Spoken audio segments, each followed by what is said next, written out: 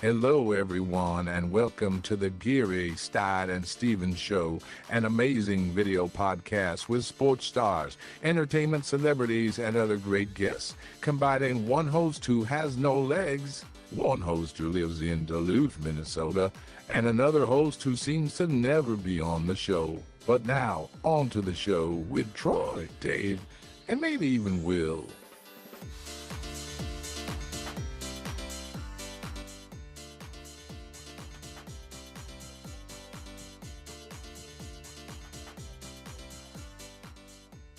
Show. Of course, I am Dave Stevens, and it is great to be here, coming to you from the home offices here in Bristol, Connecticut. And of course, I'm joined, as always, by my co-host in the middle of the West Coast, and that would be Troy Geary, joining me from Duluth, Minnesota. Troy and I are getting ready, eagerly awaiting us hitting ready to head to Super Bowl 58. And Troy, you've got everything packed. You ready to head there? Oh, I'm ready for Vegas. 10 days or so we're looking at. Well, before we get to all the fun in the sun, we're going to have a guest on who has actually been in a Super Bowl. He was, in fact, a running back in the days where the Patriots weren't the Patriots now, but this guy is a legend in the college football world. Played college football at SMU, played USFL, played in the NFL, and I just am so excited to have Craig James joining us tonight. We're going to talk football, sport, all kinds of things. Craig, thanks for joining us. Hey, man, thank you guys for having me. Now, I played in that Super Bowl, but playing might be, kind of stretching the truth. We got walloped. At least I got to be there, I guess. A lot of players have not been in the Super Bowl, so I'm grateful that I was there. And we've seen a lot of the shows in those days since then that really talked about what those Bears were like, and just how they were prepared, and actually they shut kind of down in the second half, or it could have been a lot worse for you guys. Yeah, you know what? And it's really, I keep hearing all these modern day guys talk about, hey, this evolving sport that we have here, the analytics and all this stuff. Football is blocking and tackling, and the Chicago Bears blocked and tackled as well as anybody. They could have played in this era of football. They were a great football team with good football coaches, and it's blocking and tackling, and they did it at a high level. Look at that good-looking young man, and you really, other than a little gray, I mean, I don't look the same as I did back in 1983 and 81. But it is so great to have you here joining us, Troy. Yeah, I want to ask you about that 1985 season. I mean, Super Bowl aside, I mean, that was your best year statistically in the NFL. Over 1,200 yards rushing, another 350 plus yards receiving. Just talk about the season that you had in the AFC Championship game against Dolphins, where not a lot of people gave you a chance.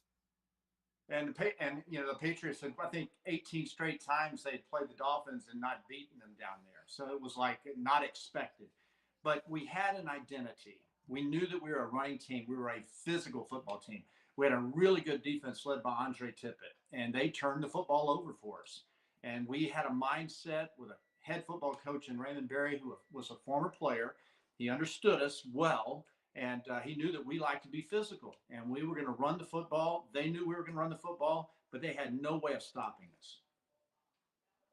And it didn't carry over the success. They always think you guys are going to get back there the very next year, and of course, neither team made it back, and there was not a dynasty for either one until the Patriots started that a long, long time later. I mean, you guys, did you ever think you were going to get back? Dave, the next year, I thought we were going to the Super Bowl for sure. We were a better team.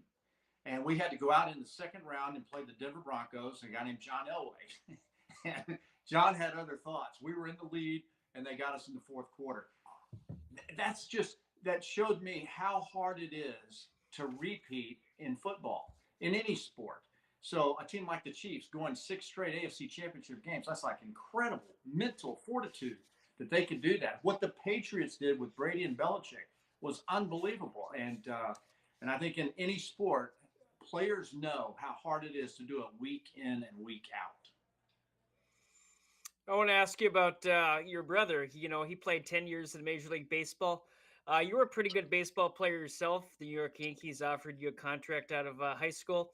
Were you entertaining that offer, or do you just wanted to go play college football? Well, I was love struck in high school, and my high school sweetheart, I followed her to SMU. It was actually the Phillies who offered me $125,000 out of high school, and I turned it down. That was a lot of money back in 1979. The Yankees asked me and offered me after my junior year of college.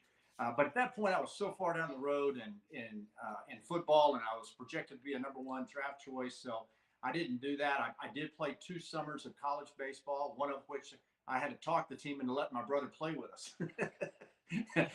And so I'm glad that I played football. Chris had a great career in baseball. I used to enjoy going to watch him play, and he was definitely blessed. I walked in one time and watched him hit a home run off of Nolan Ryan, and I was like, wow, that's pretty good. And you've had that lineage throughout your family and your kids and everything. I mean, as we talk about the different phases of what college football has been like, you played in a great era, a lot of legendary coaches. Then we got into the middle changes, and now we've got all this craziness with you can travel and change portals and change teams 4 or 5 times. I mean, do you like where college football has gone since your time? Well, I like the fact that the players are being compensated. It's their professional years. 97 or 8% of those kids will never play in the NFL. So their earning years are between the years of 18 and 21 or 22 years. Why shouldn't they be able to earn money? It's unfortunate it's taken this long. It needs to get put together better, though. There needs to be a players association for all men and women in college athletics to have a voice at the table. And it is evolving and it's getting there. I don't like that you don't really have that guy that comes in as a freshman and he earns his way and you're waiting for him as a junior, and all of a sudden he comes on and now he's a part of the team and the legacy of his university. So there's that missing piece to it. Coaches move, they're free to move. Players should be free to move, and that's what we're seeing right now. Just a quick follow-up on that. Do you think the transfer portal, like Nick Saban is saying, is ruining college football? Well, it's challenging the coaches. Not this season, but the previous season. I went to just about every practice at SMU. Rhett Lashley, the new coach there, he invited me down, and I drove down every morning and went to practices, meetings, and got to know the players and the team. I got to see the current culture of college football. After about week 4 or 5, the players that weren't playing or weren't getting the carries or the receptions that they thought they were going to get, now their mind starts thinking about, okay, where am I going to transfer? I need to have dad call and go see if someone's interested in me. It's a business. And the coaches today in college football must immediately, overnight, turn over a new roster. 30, 40 kids come in that are new from the high school ranks and those in the transfer portal. And you got to convince them that they're going to become a team. Teams win sports and championships, not individuals. So that's the greatest challenge that we have right now for Nick Saban. Saban had guys, he'd bring them in there and he'd work them for a year, get them going, and they'd have a great second or third season, and they go on to the NFL. So the game has changed in that sense. Greg, and we talked about SMU and that amazing career that you had there in that backfield. I mean, what are some of your memories as far as back in that day when you played and what the game was like? And again, watching those gazelle-like moves that you had. First time I've been called a gazelle. I like it, Dave. Well, we were, again, Ron Meyer was the head coach. He was a tremendous organizer of talent and assistant coaches. We had a Hall of Fame coaching staff. Dante Scarnecchia was our offensive line coach, who went on as in the Hall of Fame, probably in the NFL. And so we were a team of great players that came from Houston. And once we figured out how to win, we were unstoppable. And you got to go back to that era. The Southwest Conference was, in my mind, like the modern day SEC. It was the place. It's where you wanted to play. It was Saturday. It was football. And it was the best players from the state of Texas going against each other. We knew each other. And so that era of football was fantastic for the region. It was a great regional rivalry that you had most every weekend. And our SMU football team, we had so many great players, led by Eric Dickerson. Was a great player, great teammate. It's like a brother. I love him. I see him all the time. So it was a pleasure to play with a lot of our players at SMU.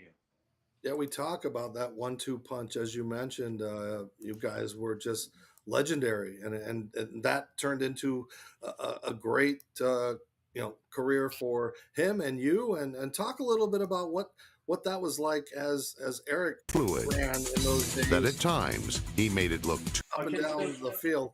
Yeah. Had we not been friends, it wouldn't have worked because we ran the I formation. So there was only one tailback. And so he'd start one game, I'd start the next. If he went and there was a turnover and it was after 2 plays, he'd go back in. Same for me. We were friends, and the coaches knew that we were working it out amongst ourselves. Over the career, I think he averaged 19 carries a game, and I averaged 17 carries a game. Watching him run, though, taught me how to run. The competition. He has said it before, and I've said it before. I think Eric said one time, we keep each other on our toes. And the competition in the weight room and the off seasons, he was such a great, powerful runner. Once he realized and figured out that he could run over you just as well as he could run away from you, then it was all bets off. And he became the NFL legend that he is. Troy? Yeah, I was going to ask you about, I want you to take you back to 1980. I know there's that guy again, Jim McMahon, in the Holiday Bowl, also known as the Miracle Bowl for our viewers. Just take you back to that day. You had a career day as well as in that game. Minus the ending, what do you most remember about that game and your performance? Well, I'm gonna borrow my this trophy that's behind me. This is the Holiday Bowl MVP trophy, and I remember after the game, it was a blur. They said, "Hey, you were the game's MVP," and I was like, "Oh, well, big whip-de-doo." I'd give this back if we could take that victory. And Jim McMahon, those guys were great players. They had a team full of really good football players. And it was like, they scored 21 points in the last 2.5 minutes or something. And just a surreal experience. And it's one of those games now that I've gotten beyond it. I'm glad that I was a part of a historic college football bowl game. And my dad called me years later and he said, "Hey, son, you watching the Holiday Bowl?" I said, "No, Dad, why?" And he goes, "Well, there's some dude running the football about to break your record." Is it this guy named Barry Sanders? I said, "Okay, Dad." Thanks for the update.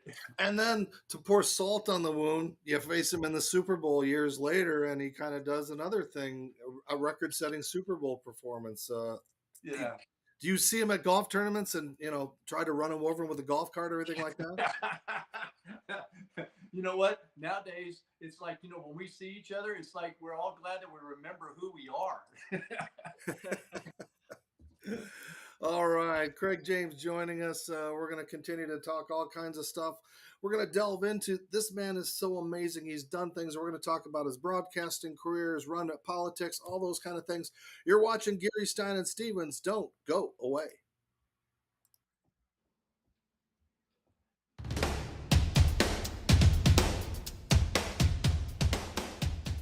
They can strike anytime or anywhere. You can have one while giving a speech at your best friend's wedding or in the middle of your uncle's funeral. It's called a wingasm, and it occurs when you bet and win with MyBookie. And this football season, enjoy more wingasms than ever with new features like early cash out. So you can pull out and enjoy an early wingasm, then bet those funds immediately. Tired of waiting all day for your money? We've increased the speed of bet settlement. And with enhanced game lines and live betting and streaming, you can bet right up until kickoff, then place more bets during the game. Oh, and what would a new season be without our $100,000 Survivor contest? And a super contest with a cash pot of $250,000. Have more wingasms, more often with MyBookie.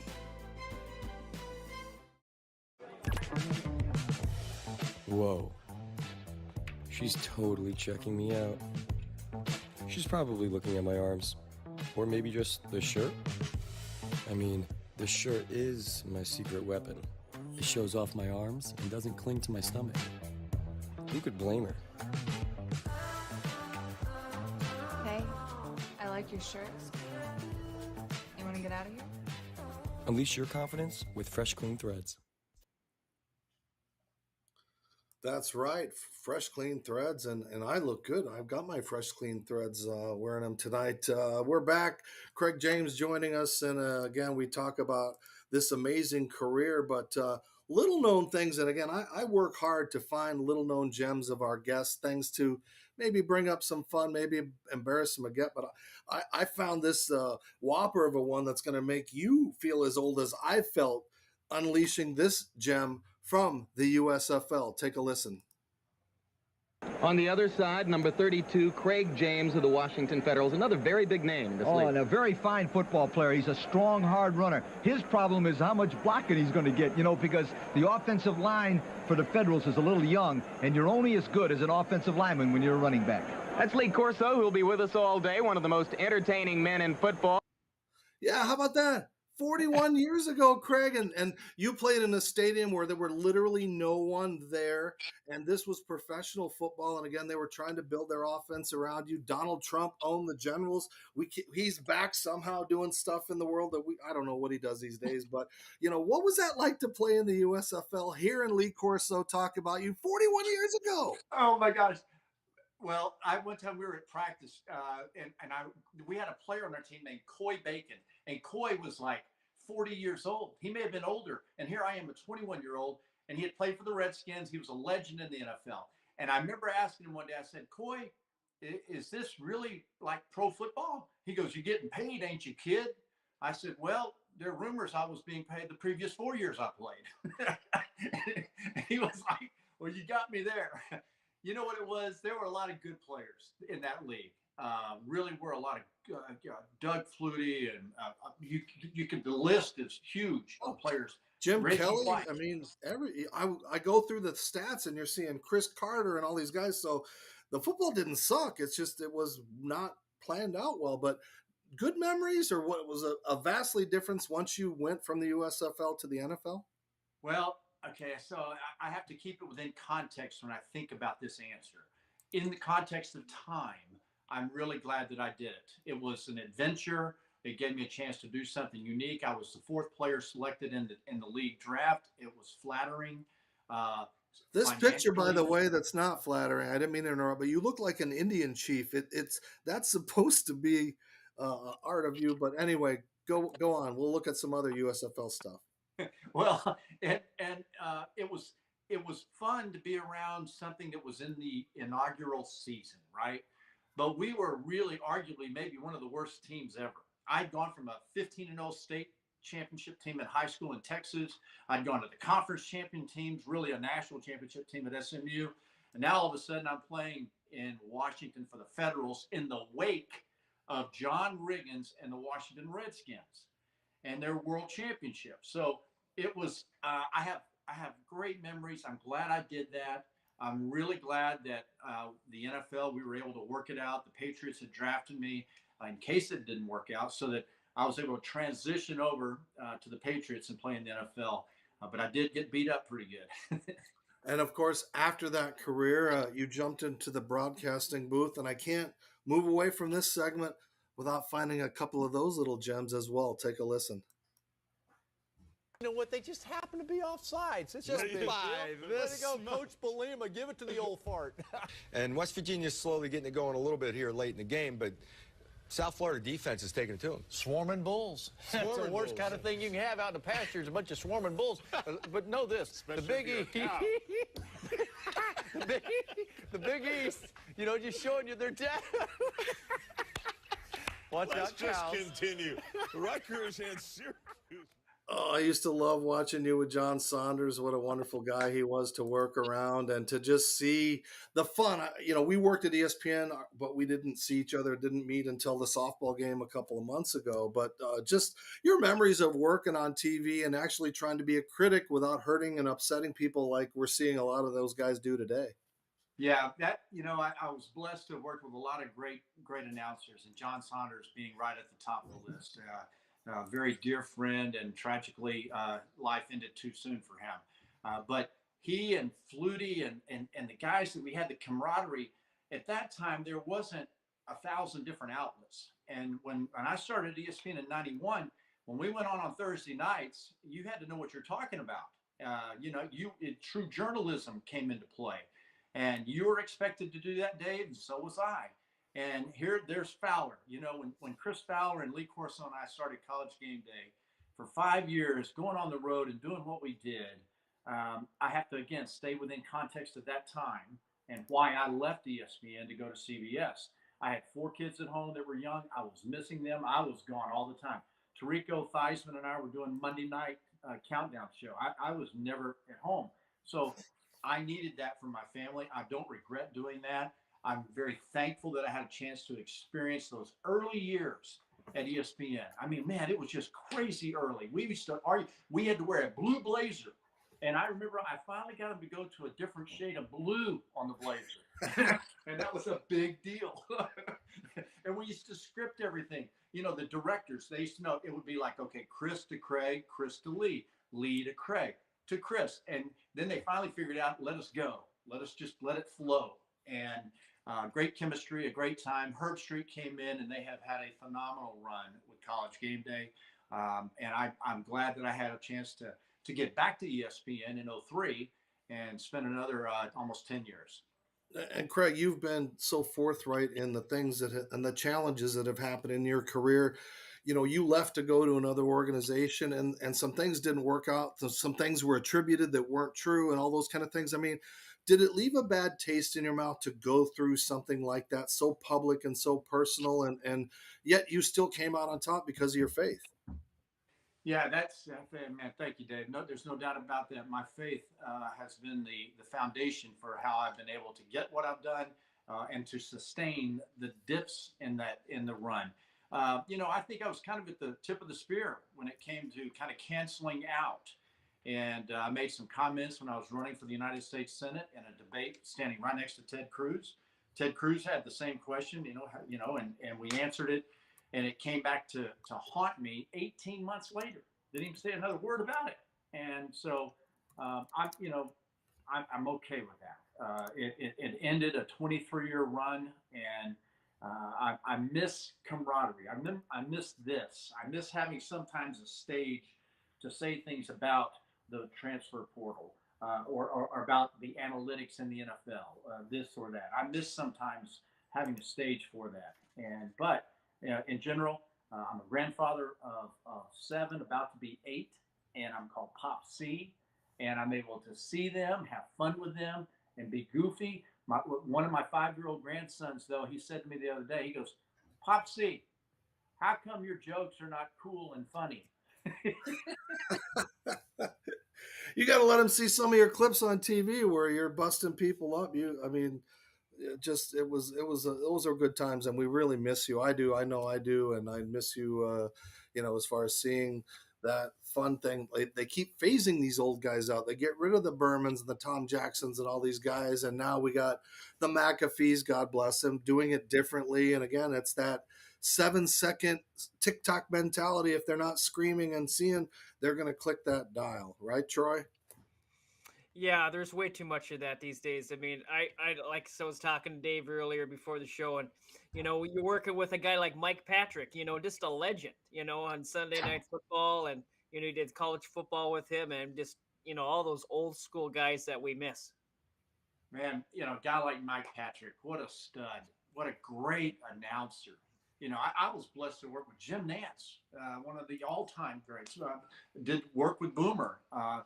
And in that era, it was a different thing. You were expected to have a professionalism about you. We had fun. We cut up. But we weren't over the top. When I was at CBS, we were on site, and it was Nance and Ditka and Randy Cross, Jerry Glanville, and I were about to announce doing the studio stuff at the site for the AFC Championship game. And Sean McManus, the president, he walks over and he says, "I want to remind you guys, don't get goofy, because we have a lot of different viewers that are coming in watching today for the first time all season." And so, I'm glad I got to announce when we did. It was broadcasting, and you had a camaraderie, and you went on the road, and on Thursday night you did your deal, and you went out and had a beer or had dinner afterwards. You went into the next game, and there was just a fellowship that I don't think that they have today. Well, it's been great to see what you've done, and to, hopefully one of these networks should come pick you up and utilize you, somewhere down the road to continue to do the amazing things that you've been doing on TV. Well, that's nice of you. I'm sure they know how to get a hold of me, but I don't. It'd take a lot of prying to get me back. Well, we'll put out all your social media stuff afterwards. Stay with us. You're watching Geary, Stein, and Stevens. We're going to pay bills one more time. Come back and put a pretty bow on this with the amazing Craig James. Thanks, Craig. We'll see you in a second.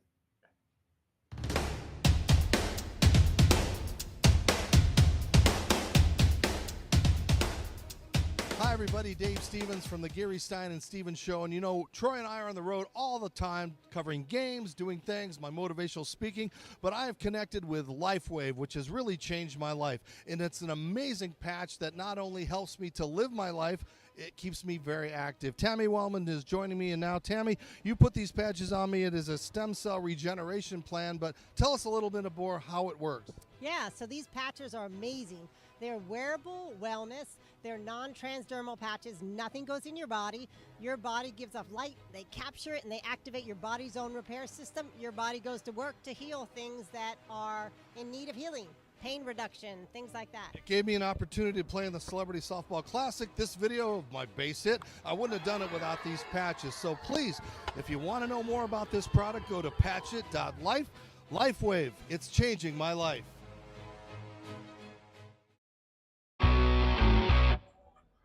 Hi, everybody. Dave Stevens here for the Geary, Stein, and Stevens Show from Tropicana Field, home of the Tampa Rays. And you know what? Not everybody can be a Major League Baseball player, but you can look like $1 million. What's the best way to do that? Well, go to freshcleanthreads.com. Don't believe me?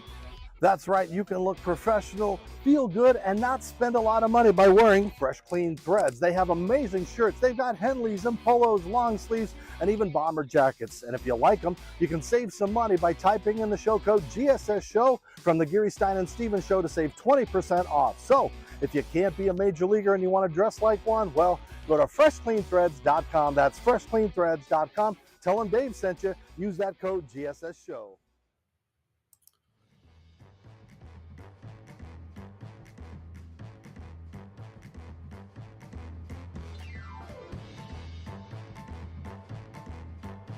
That's right. Troy, we've got a new sponsor that is a part of our group. It is mybookie.ag. And again, you go to the website, you can learn and play and parlay and do all the kind of things. And plus, if you sign up and type in the GSS show code, you get 50% off. They'll match on top of that up to $1,000, 50%. Troy, this thing's amazing. I mean, people can make a lot of money on this. Yeah, and with the Super Bowl coming up, all these different prop bets. I mean, you can bet on the national anthem, how long it is, to who scores first. So plenty of opportunities to win some money.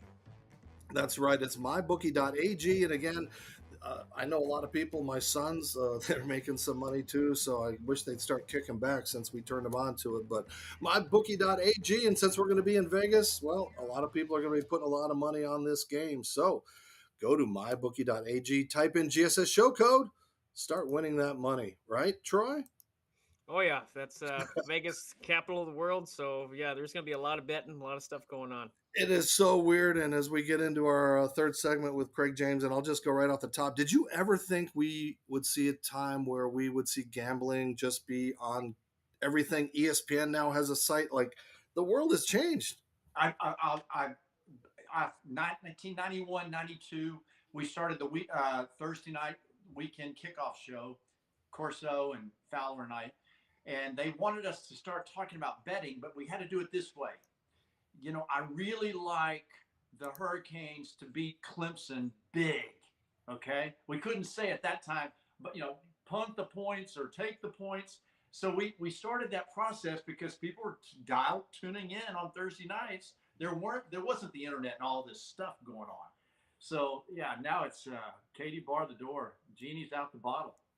And speaking about a genie, if you could go back into time and you went through the process of yourself recruiting in college, and then you had the process with your son and everything he went through, and with the recent passing of his former coach. I'm just kind of wondering, is there any update, and just kind of let everybody, I love to let people tell their own story. There's so many accusations and things that weren't said and falsehoods. Can you just give us an update on what happened and where we stand today? Yeah, you know what? That was a tough season of life for our family. Tough for everyone involved in that.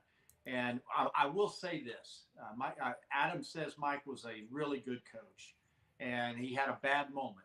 And unfortunately, we were a part of something that was bigger than us. And right now, I can say this. Here's the update that I would say about it, Dave. Adam did stay at Tech. He graduated from Texas Tech. He played his junior year, and then he played his senior year. He played 2 more years of football there, and his senior year was one of the leaders, if not a captain, and he was an all Big 12 receiver. He loves Texas Tech. His wife's from Tech. He has 3 kids. They all are Red Raiders. Adam pulls for them, watches them, and whether it's basketball, baseball, whatever it is, he's a Red Raider. And he endured. And I think, there are a lot of folks that just don't know. There was so much written and so much said that was false that people have made their mind up about how they feel about what happened. And it was unfortunate for everyone. And I'm glad it's in our rearview mirror. Well, Craig, as I said, we are all over the place tonight. And another part. Thank you for tuning in to the Geary, Stein, and Stevens Show. Follow us on social media. Watch us on yourhometv.com, or now we're on Roku. Download it and watch us. And thanks for tuning in. Until next time, America.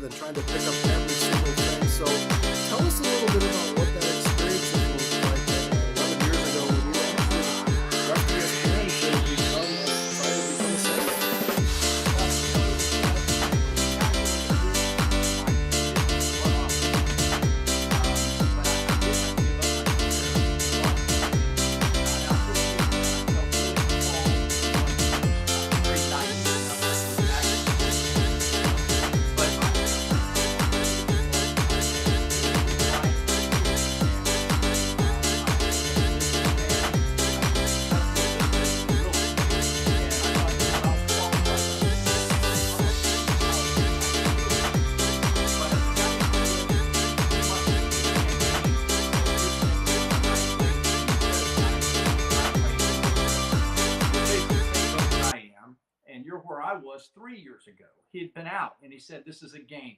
You have to play the game. You have to work the system. And that was what I was against. I was like, why? I don't want to work the system. The system's not good for us, Republicans or Democrats. And so I'm glad I did it. It definitely was an expensive experience. And I would not recommend it to people. But we need men and women. There are so many men and women on both sides of the aisle that are qualified, that love America, that love the Constitution, that love the protections and the freedoms that we've had in this country, that are qualified, that just won't run because, as you said, you're going to get picked apart. Yeah, and I'm not here to say who I am or for, but our 2 choices are going to be 80-year-old men, and we can't come up with better, more diversified, qualified people that are more in touch with society. That's why I'm at a loss of, like, really, we can't come up with better people that really want to be servants, that don't have horrible track records or ethics or anything that is on both sides. The accusations are there, but I'm scared. Like, I don't know what we're in for. Where do we go? What's our option? We don't have an option. America is the last great place on the planet. And I have to remind myself, God's sovereign. He is in control, and he knows the outcome. We have to support whoever our leader is, and I'm hoping that the system will allow itself to flush a little bit to bring some newness in for both sides of the aisle. And I'd like to follow that up real quick, because, again, you played in an era that didn't have social media and didn't, everything you said wasn't always written, and sometimes you were protected by sports writers. But, Tim Tebow was destroyed for his beliefs, and I think it cost him a job in the NFL, and I think it cost him a lot of things. I mean, could you have lived your career nowadays and been as forthright of your beliefs and not just been destroyed? Yeah, I think I could have, Dave. I used to read the Bible. We had a Bible study group with the Patriots at SMU. I mean, most of our team, we were in a Bible study together. And I think there would have been support in that era from the people that matter. You're never going to please everyone. And it's okay for someone to have an opinion that they don't like what I'm doing or what I believe in. I believe Jesus Christ is Lord. And it's okay if you don't believe that. But don't tell me I can't believe that.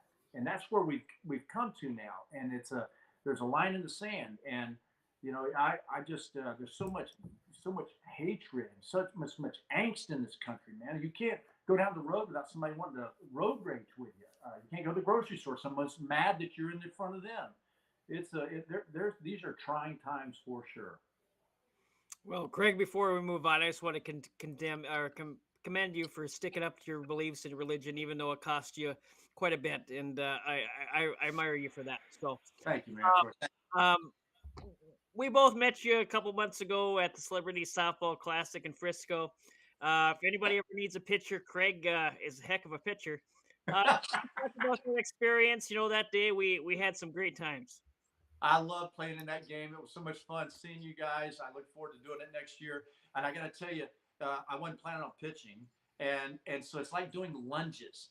My left butt cheek was sore for 2 months. I had to ice it. It was terrible.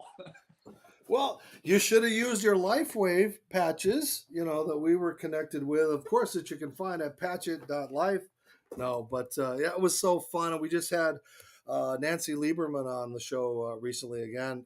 Just so great to connect with people like you that, again, our paths never got to cross when we worked at ESPN, and just to be able to have that fellowship and to talk and to have some really frank discussions about life and things like that. I really enjoyed getting to know you now and continuing this friendship. Yeah. You guys ever have a question or something I can weigh in on or a thought? Let me know. I'd love to join y'all. I really appreciate you guys asking me to be a part of your show, and it's great seeing both of you. All right. Well, Troy, any final thoughts? Well, again, Craig, I just want to thank you for taking time out of your busy night, grandkids running around to join us, and hopefully we'll see you soon. You got it, guys. Y'all have a great one. Great seeing you, and thank you. Thanks, Craig. Legendary Craig James joining us from his home. And again, just Google the man, and he's just not a football player. He's done so much. And again, oh, by the way, biggest challenge as a grandpa? The biggest challenge is not to be too big of a goofball. I love watching them play flag football, basketball, softball, and I just sit there quiet and I watch. And my wife's like, "Man, that umpire doesn't know what he's doing," and she's pushing on me. So I stay under the radar, but it's so much fun. They're between 5 and 9 years old, and 7 of them, and one more coming. And man, it's like, I feel like our kids were just that age. And now here I am watching my grandkids. It's really fun. They have no idea, by the way. They have no idea. They come in my office and they see all these footballs and trophies and things. And they're like, "Pop C, you're too old. You could never have played football." So I'm going to have to make a video of myself to show them I really could run and play. Well, they can see this episode and they can see your running and stuff. You can catch it on your home TV and Roku. And again, thanks everybody for your support. We'll be at Radio Row. We got some great sponsors, some great guests already booked. Lee Steinberg stopping by. So again, everybody, we can't thank you enough for the love and support of the Geary, Stein, and Stevens Show. For Troy, for Craig, and myself, we'll see you next time.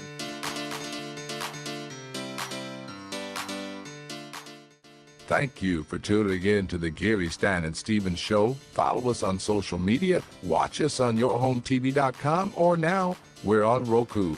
Download it and watch us. And thanks for tuning in. Until next time, America.